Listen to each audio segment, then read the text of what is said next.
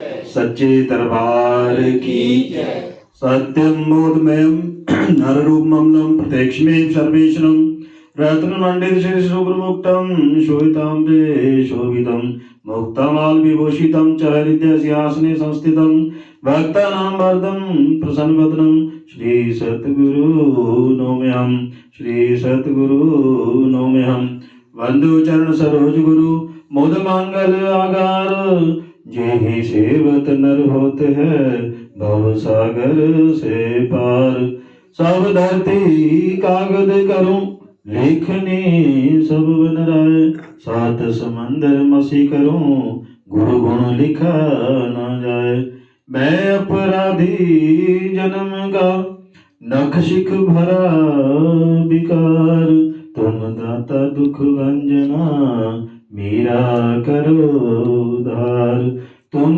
दाता दुख भंजना मेरी करो संभाल भक्ति दान मोहे दीजिए गुरुदेवन के देव और कछु न चाहिए निस दिन तुम्हारे सेव और कछु ना चाहिए हर पल तुम्हारे सेव गुरु जी को सिर पर राखिए चलिए आज्ञा माही कहे कबीर तिस दास को तीन लोक डर नाही। मन मंदिर में विराजमान श्री सद्गुरु भगवान जी का पावन दर्शन करते हुए अपनी वाणी को अपनी रचना को पवित्र करने के लिए अपने ध्यान को श्री गुरु चरणों में जोड़ने के लिए अपने दोनों हाथ खड़े करते हुए प्रेम सहित उच्च स्वर में जय घोष करेंगे। बोलिए जयकारा परमहंस दयाल जी महाराज की नगले निवासी भगवान की अम्बाला वाले सतगुरु महाराज की धन्यवाद। परम आदरणीय परम पूजनीय प्रातः स्मरणीय हृदय सम्राट रूहानियत के शहंशाह दया के सागर श्री सतगुरु भगवान जी के पावन श्री चरण कमलों में बैठे भक्तिमय गुरुमुख भाई बहनों बुजुर्गों व प्यारे बच्चों, आप सभी भाग्यशाली हैं, किस्मत वाले हैं कि श्री सतगुरु भगवान जी ने आज हम सभी पर दया की है, मेहर की है, कृपा की है कि आज हमें श्री गुरु महाराज जी का पावन सत्संग का लाभ मिल रहा है, संतों का संग मिल रहा है। संतों के संग से तथा सत्संग से मन पवित्र होता है, मन साफ होता है, संतों का संग शुभ होता है।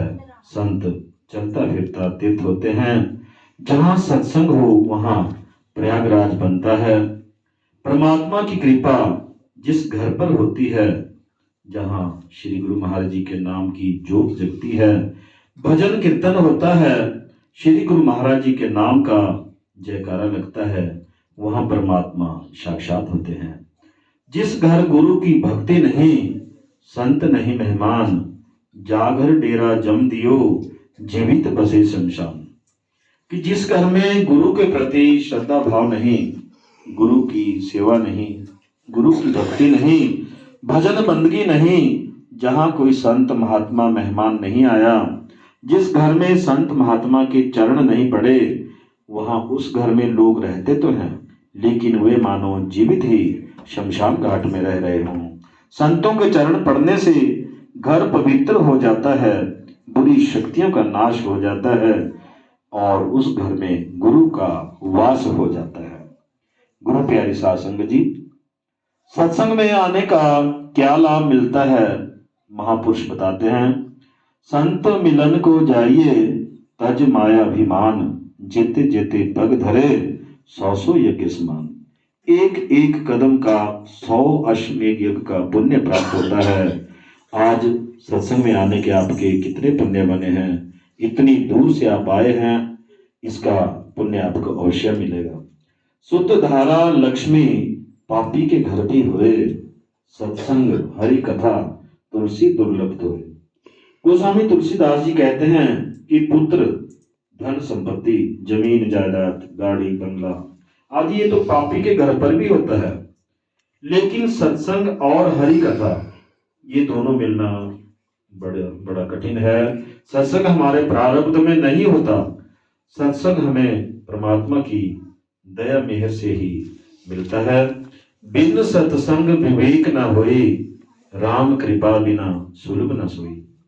साध संगत जी, प्रभु कृपा से ही सत्संग मिलता है और सत्संग से ज्ञान की प्राप्ति होती है और ज्ञान हो जाने से विवेक जागृत होता है। मनुष्य को अच्छे बुरे का ज्ञान हो जाता है, क्योंकि विवेक से ही सुमति आती है। सत्संग रूपी एक मसाला पापा दी जड़ काटने वाला, कि सत्संग सुनने से हमारे पूर्व जन्मों के संपूर्ण पाप समूल नष्ट हो जाते हैं और हमारा मन भी साफ हो जाता है। गुरु नानक जी ने कहा है, जन्म जन्म की इस मन को मल लागी, काला हुआ स्याह। कि हमारे पिछले कई कई जन्मों की इस मन पर मैल की परत चढ़ गई है। मैल की परत चढ़ने से यह मन काला हो गया है, गंदा हो गया है। अतः इस मन की धुलाई भी सत्संग में ही होती है। सत्संग सुनने से मन पवित्र हो जाता है, साफ हो जाता है। तुलसी संगत साध की, साईं आवे याद, वही घड़ी सुलक्षणी, बाकी घड़ी बर्बाद। साध संगत जी, सत्संग में आने से, संतों की संगति से आज परमात्मा का स्मरण हो रहा है। ये बड़ी सुलक्षणी घड़ियां हैं जिसमें हमारी हाजिरी परमात्मा के दरबार में लग रही है। एक घड़ी आधी से बुनियाद, तुलसी संगत साध की, कटे कोटि अपराध। कि 24 मिनट ना सही, 12 मिनट ना सही, 6 मिनट ही सही, 6 मिनट के लिए अगर थोड़ी देर के लिए भी हम सत्संग में आते हैं, संतों की शरण में आते हैं, तो हमारे पूर्व जन्मों के संचित करोड़ों अपराध कट जाते हैं। कृपा होए जिस पार ब्रह्म, होए साधु संग, ज्यों ज्यों बढ़ाइए त्यों त्यों हर्षाए रंग। कि साध संगत जी, यदि परमात्मा की कृपा हो जाए और संतों की संगति मिल जाए, तो जितनी बार हम सत्संग सुनते जाते हैं, हमारे ऊपर भक्ति का रंग चढ़ता जाता है और परमात्मा के प्रति हमारा प्रेम भी बढ़ता जाता है। और यह जरूरी भी है, लाजमी भी है। गुरु प्यारी साध संगत जी, क्या आपने कभी विचार किया कि इस धरती पर आने का हमारा मकसद क्या है? इस धरती पर आने का हमारा उद्देश्य क्या है? हम यहाँ पर सांसारिक पदार्थों को इकट्ठा करने में लगे रहते हैं, बाहरी वस्तुएं प्राप्त करने में लगे रहते हैं। हमारे पास एक अच्छा मकान हो, हमारे पास सुंदर चमचमाती गाड़ी हो, बैंक बैलेंस हो, हमारा परिवार के प्रति भी मोह रहता है। हमारे बच्चे पढ़ लिख कर नौकरी करें, कोई अच्छा बिजनेस करें, फिर हम उनकी शादी कर दें, परंतु यहीं पर ये मोह समाप्त नहीं हो जाता। फिर पोते पोतियों के प्रति मोह, इसी को हम अपने जीवन का मकसद मान बैठे हैं। जबकि महापुरुष बताते हैं कि इस धरती पर आने के हमारे 2 मकसद हैं। एक तो स्वयं को जानना, अर्थात अपने आप को जानना, और दूसरा जो उद्देश्य है वो है परमात्मा को पाना। गुरु प्यारी साध संगत जी, हम शरीर नहीं है, हम आत्मा है जो शरीर को जानती है। आत्मा ही शरीर को पहचानती है। जब आत्मा शरीर को छोड़ देती है तो इंसान मर जाता है, और मरने के बाद भी जो शरीर के जो अंग बाजू है, टांग है, बाजू है, बिल्कुल वैसे ही रहते हैं जैसे पहले थे, छोटे या बड़े नहीं हो जाते। आत्मा ही वह ताकत वह है जो शरीर को जान प्राण देती है, उसे हरकत में रखती है। हम साइंस की वजह से शरीर को जानते हैं, लेकिन आत्मा की जानकारी कैसे हो? बाहर की चीजें तो टेम्परेरी है, समय के साथ हर चीज नष्ट होती है। बचपन में हमारी शक्ल कुछ और, जवानी में कुछ और बुढ़ापे तक आते आते उसमें बहुत बदलाव आ जाते हैं। अंत में फिर शरीर त्यागना ही पड़ता है, लेकिन आत्मा सदा सदा के लिए जीवित रहती है, क्योंकि आत्मा अजर अमर है, इसका नाश नहीं होता। आत्मा पुनः कर्मों के आधार पर नया शरीर धारण कर लेती है। आत्मा सदा सदा के लिए जीवित रहती है। शरीर मरता है तो शरीर काम करना बंद कर देता है। जैसे ही शरीर से आत्मा निकलती है, वैसे ही मुर्दा शरीर को या तो अग्नि के सुपुर्द कर दिया जाता है या मिट्टी में दबा दिया जाता है। और सभी कहते हैं कि इंसान चला गया। हमें अपने आप को जानना है कि मैं शरीर नहीं हूं, आत्मा हूं। इस पिंडी शरीर के अंदर आत्मा कैद है। पिंड से ऊपर अंड, अंड से ऊपर ब्रह्मांड और ब्रह्मांड से ऊपर पार ब्रह्म देश है। आत्मा के ऊपर पर्दे पड़े हुए हैं, इन्हें हटाना जरूरी है। सतगुरु कबीर साहब कहते हैं, घूंघट के पट खोल रे तो हे राम मिलेंगे। सतगुरु कबीर साहब जी की राम कौन है? तो यहाँ पर महापुरुषों ने 4 प्रकार के राम बताए हैं। एक राम दशरथ का बेटा श्री रामचंद्र जी जो त्रेता युग में हुए हैं। एक राम घट घट में लेटा, अर्थात हमारी आत्मा, इसको भी राम कहा गया है। एक राम का सकल पसारा, ये हमारा मन है। एक राम इन तीनों से न्यारा, अर्थात परमात्मा को भी राम कहा गया है। ये जो परमात्मा है, यही कबीर साहब के आराध्य देव रहे हैं, इष्ट रहे हैं। हमारी आत्मा के ऊपर मन और माया के पर्दे पड़े हुए हैं, उन्हें हटाएंगे तभी परमात्मा के दर्शन होंगे। घट में तोहे साईं बसत है, कटु वचन मत बोल रे। कि सभी जीवों में जीवात्मा मौजूद है, पेड़ों में, पक्षियों में, पशुओं में, सब में जीवात्मा है। हमारी आत्मा परमात्मा की अंश है और परमात्मा सब जगह मौजूद है। और वह कौन सी विधि है जिसके द्वारा हम परमात्मा को ढूंढ सकते हैं? तो सत्संग जी, आज का हमारा यही सत्संग है कि आत्मा परमात्मा को हम कैसे ढूंढ सकते हैं, कौन से तरीके हैं। तो आज की वाणी है सब गुरु अर्जुन देव जी जो 5वें गुरु हुए हैं, पंचम पातशाही, उनकी वाणी है कि परमात्मा को हम किन विधियों से ढूंढ सकते हैं। किन विधि मिले गुसाई मेरे राम राई। कि मनुष्य परमात्मा को ढूंढने के अनेक साधन अपनाता है, जप तप पूजा पाठ तीर्थ व्रत आदि पुण्य कर्म करता है। इनका फल तो मिलता है परंतु मुक्ति नहीं। तीर्थ गए एक फल, संत मिले फल 4, सदगुरु मिले अनंत फल, कहे कबीर विचार। कबीर साहब ने कहा है कि तीर्थ व्रत करने से एक फल मिलता है, संतों के शरण में जाने से 4 गुना फल मिलता है, और पूर्ण सतगुरु मिल जाए तो अनंत फल प्राप्त होते हैं। कहे नानक प्रभु यह जनाई, गुरु बिना मुक्ति न पाइए भाई।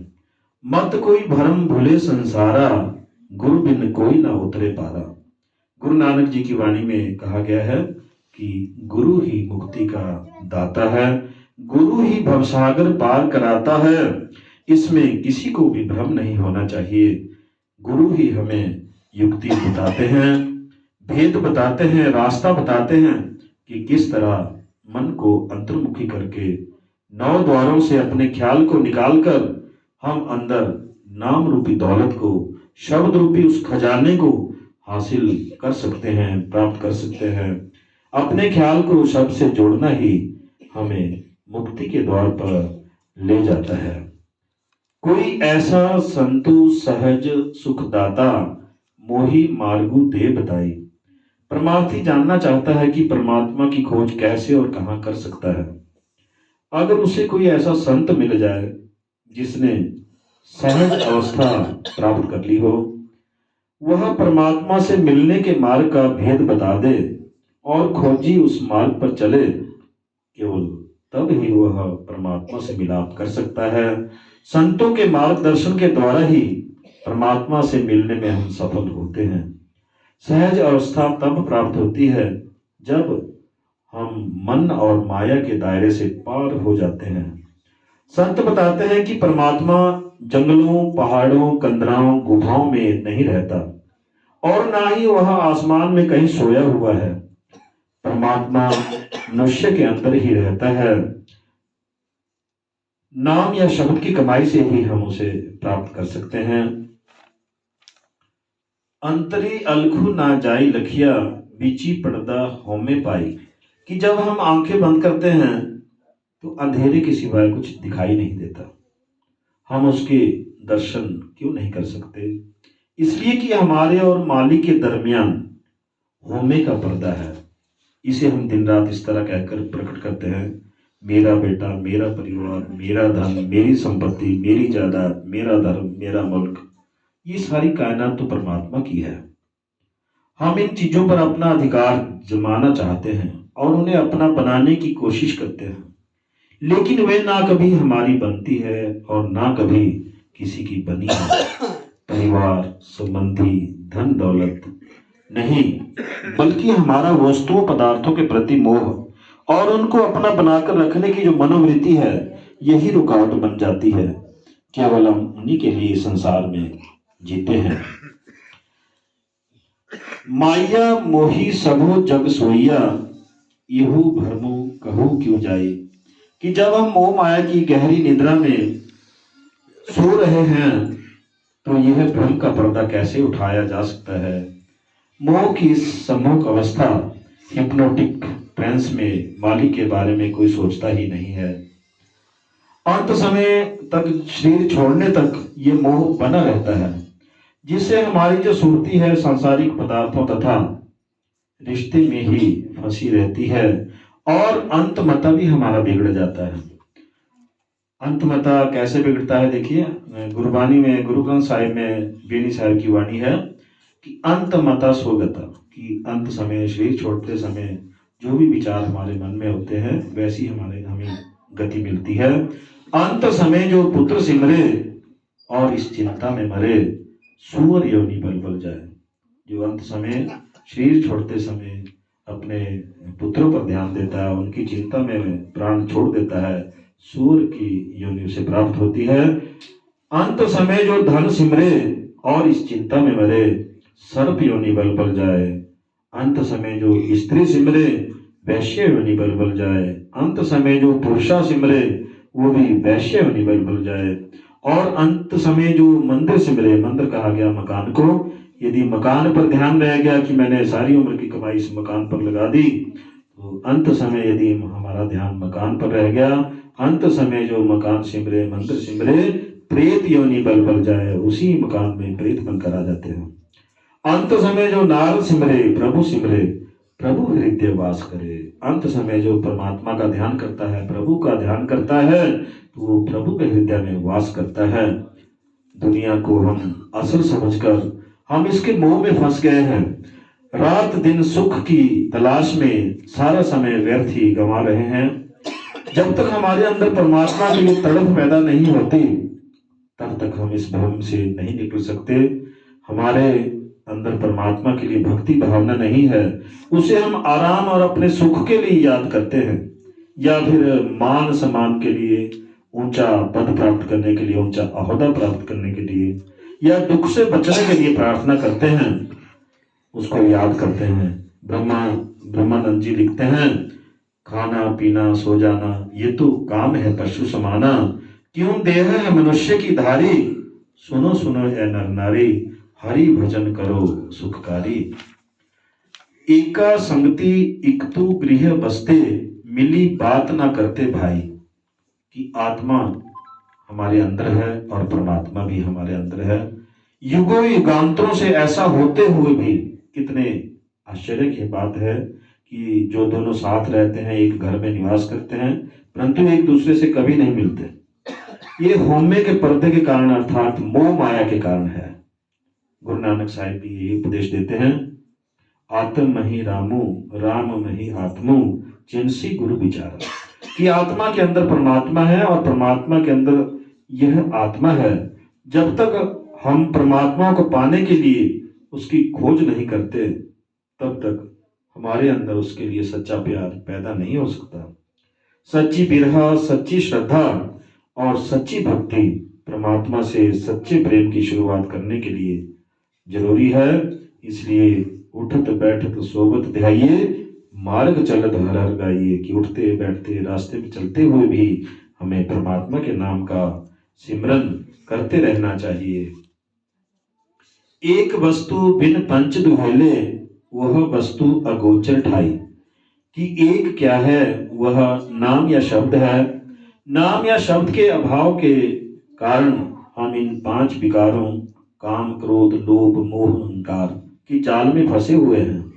मिसाल के तौर पर जब घर का मालिक सोया होता है तो चोर अपनी पसंद की कोई भी चीज उठा कर ले जाते हैं, लेकिन जब घर का मालिक जाग रहा होता है तो चोर पास आने की हिम्मत तक नहीं कर सकते। इसी तरह से जब हम नाम या शब्द का अभ्यास करते हैं तब हम जन्म मरण के निरंतर जो चलने वाले बंधन है, ये जो सम्मोहक अवस्था है, इससे मुक्त हो जाते हैं।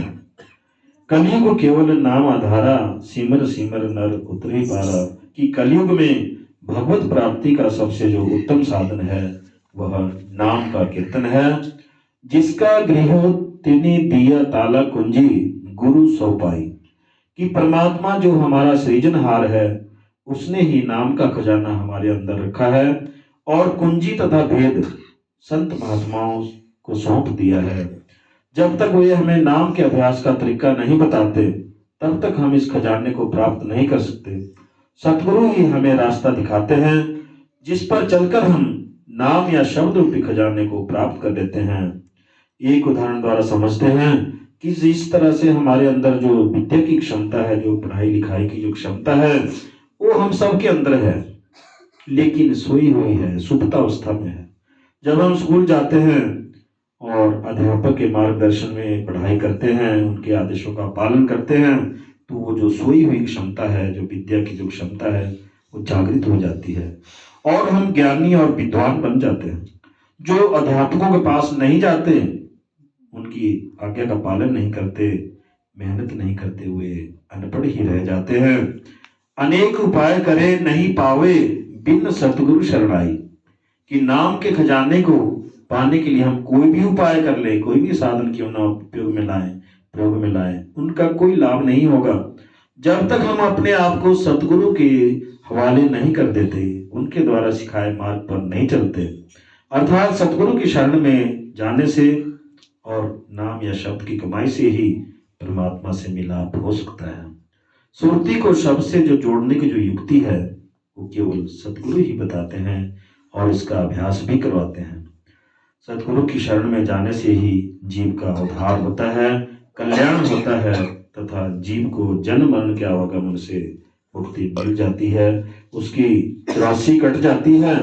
जीव को मां के गर्भ में नहीं आना पड़ता, उसका परमात्मा से मिलाप हो जाता है। जिनके बंधन काटे सतगुरु, तिन साध संगति लिवलाई। कि संत महात्मा सतगुरु कहते हैं कि हमें अपने ध्यान को, अपने ख्याल को बाहर जाने से रोकना है और जो पहले से ही बाहर फैला हुआ है, संसार में जो हमारा ख्याल फैला हुआ है, उसे समेटकर आंखों के बीच वापस लाना है। जब तक हमारा ध्यान आंखों के बीच एकाग्र नहीं होता, जहाँ से शब्द उसे आंखों के पीछे और ऊपर ले जाता है, हम अपने निज घर, निज धाम सचखंड वापस नहीं पहुंच सकते। ध्यान एकाग्र होने से ही सुरती शब्द से जुड़ती है और शब्द ही सुरती को सच्चिदानंद के सच्चे दरबार तक ले जाता है। पंच जना मिली मंगल गाइया, हरि नानक बेधु ना पाई। कि ऋषियों, मुनियों, संतों, महात्माओं और सदगुरु ने कड़ी मेहनत करके परमात्मा को पाया और जो भी नजारे उन्होंने अपने अंदर देखे और रास्ते में जिस तरह की कठिनाइयों का, रुकावटों का उन्हें सामना करना पड़ा, वो सब उन्होंने हमारे लाभ के लिए, हमारे फायदे के लिए धर्म ग्रंथों में लिख दिया। लेकिन इन पुस्तकों को पढ़ने से ना तो रास्ते की रुकावटें दूर हो सकती है और ना ही वो नजारे दिखाई दे सकते हैं। मेरे राम राई इन विधि मिले गोसाई। कि 9 द्वारों से अपने ख्याल को निकालकर उसे अंदर शब्द से जोड़ना हमें मुक्ति के द्वार पर ले जाता है। 9 द्वारों से ख्याल को निकालने की जो विधि या भेद है, उसे शब्द से जोड़ने की जो युक्ति है, वो हमें संतों के द्वारा ही बख्शी जाती है। उदाहरण के लिए जो नाम की जो दौलत है वो हमारे अंदर है। ठीक इसी तरह से जैसे लकड़ी के अंदर आग है लेकिन हमें नजर नहीं आती और ना ही हम उस छिपी हुई अवस्था में उससे कोई लाभ उठा सकते हैं। यदि युक्ति से हम लकड़ी से रगड़ते हैं, उसमें आग पैदा हो जाती है, फिर हम उससे फायदा उठा सकते हैं। ठीक इसी तरह से जो नाम का जो खजाना है वो हमारे अंदर है, लेकिन हम उसे तभी प्राप्त कर सकते हैं जब मन मार्ग को छोड़कर सतगुरु के मार्ग को अपनाते हैं, तब ही हम उससे लाभ उठा सकते हैं। तो लास्ट लाइन है, ज्यादा समय आपका नहीं लेंगे। सहजो भैया भरमो खिन मही नाठा, मिली ज्योति ज्योति समाई। सतगुरु जिन्हें इस भवसागर से मुक्त करना चाहते हैं और परमात्मा से मिलाना चाहते हैं, उन्हें वो पहले अपनी संगति में और सत्संग में लाते हैं और शंकाओं और कठिनाइयों को दूर करते हैं, और हमें अपने असली घर का पता चलता है। हमारे अंदर परमात्मा से मिलाप की इच्छा जागती है। संतों की संगति में नाम का अभ्यास करके ही हम परम पिता परमात्मा में विलीन हो जाते हैं, अर्थात आत्मा परमात्मा में समा जाती है और उसमें मिलकर एक हो जाती है। तो गुरु प्यारी साध संगत जी, गुरु सेवा ते भक्ति कमाई, तबे मानुष देह पाई। इस देही को लोचे देव, सो देही भज हर की सेव। गुरु प्यारी साध संगत जी कहते, ये जो मनुष्य चोला, ये जो मनुष्य का शरीर हमें मिला है, ये गुरु की सेवा के लिए मिला है। गुरु की सेवा क्या है? गुरु की आज्ञा मानना, गुरु की आज्ञा में चलना, संगत की सेवा करना, क्योंकि गुरु 20 विश्व, संगत 21 विश्व। संगत की सेवा करना ही गुरु की सेवा है। गुरु द्वारा बताए गए शब्द का निरंतर सिमरन करना, ध्यान लगाना, भजन बंदगी करना ही गुरु की सच्ची सेवा है। यदि भजन बंदगी के अभ्यास से हमारे अंदर सच्चा नाम प्रकट हो जाए, शब्द गुरु प्रकट हो जाए, अनहद प्रकट हो जाए और हमारी सुरती उस शब्द से जुड़ जाए, तो यही अपने सतगुरु के प्रति सच्ची श्रद्धा है, सच्ची भक्ति है। यदि गुरु पूर्ण सतगुरु है तो गुरुमुख भी तो पूर्ण गुरुमुख होना चाहिए, तभी यह मनुष्य जन्म सार्थक होगा। मनुष्य चोला मिलना या मनुष्य शरीर में आना, स्वयं को जानने तथा परमात्मा को पाने के लिए हमें एक गोल्डन चांस मिला है। देवता भी इस मनुष्य चोले में आने के लिए तरसते हैं, ताकि वे मनुष्य चोले में आकर पुण्य कमा सकें। हम पुण्य कमा भी सकते हैं और खर्च भी कर सकते हैं, इसलिए इस मनुष्य चोले की कदर करें, इसे व्यर्थ में न गवाएं। गुरु द्वारा दिए गए शब्द का सिमरन करें। 24 घंटे में से 2-2.5 घंटे ध्यान में बैठें, भजन बंदगी करें, नाम की कमाई करें, ताकि ये जीवन भी सुख में बीते और परलोक भी हमारा सुहेला हो। साध संगत जी, प्रचार प्रसार में यदि कोई कमी रह गई हो, कोई त्रुटि रह गई हो, तो मैं श्री गुरु महाराज जी से क्षमा मांगता हूँ। बोलिए जयकारा, बोल मेरे श्री गुरु महाराज की।